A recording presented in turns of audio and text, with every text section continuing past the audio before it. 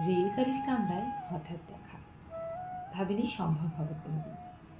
আগে ওকে বারবার দেখেছি লাল রঙের শাড়িতে, ডালিয়া ফুলের মতো রাঙা।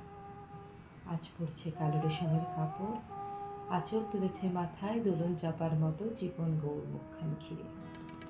মনে হলো কালো রঙে গভীর দূরত্ব ঘনিয়ে নিয়েছে নিজের চারিদিকে, যে দূরত্ব সর্ষে ক্ষেতের শেষ সীমানায় শালবনের নীলাঞ্জনে। থমকে গেল আমার সমস্ত মনটা। চেনা লোককে দেখলে অচেনার গাম্ভীর্য। হঠাৎ খবরের কাগজ ফেলে দিয়ে আমাকে করলে নমস্কার। সমাজবিধির পথ গেল খুলে। আলাপ করলেন শুরু, কেমন আছো, কেমন চলছে সংসার ইত্যাদি। সে রইল জানলার বাইরের দিকে চেয়ে, যেন কাছের দিনের ছোঁয়াচ পার হওয়া চাহনিতে। দিলে অত্যন্ত ছোট দু একটা জবাব, কণ্ঠটা দিলেই না।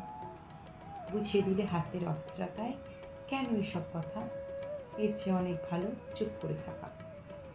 আমি ছিলাম অন্য বেঞ্চিতে ওর সাথীদের সঙ্গে।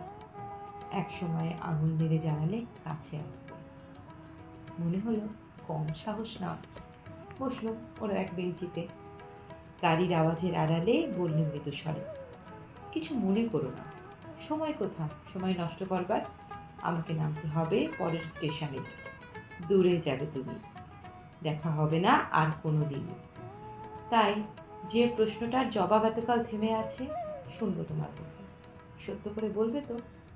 আমি বললাম বলবো। বাইরের আকাশের দিকে তাকিয়ে শুধু, আমাদের যেদিন গেছে একেবারেই কি গেছে? কিছুই কি নেই বাকি? একটুকু রইলেন চুপ করে, তারপর বললেন, রাতের সব তারাই আছে দিনের আলোর গভীরে। খটকা লাগলো। কি জানি বাড়িয়ে বললেন নাকি। ও বললে, থাক এখন ওদিকে যাও। সবাই নেমে গেল পরের স্টেশনে। আমি চললেন একা।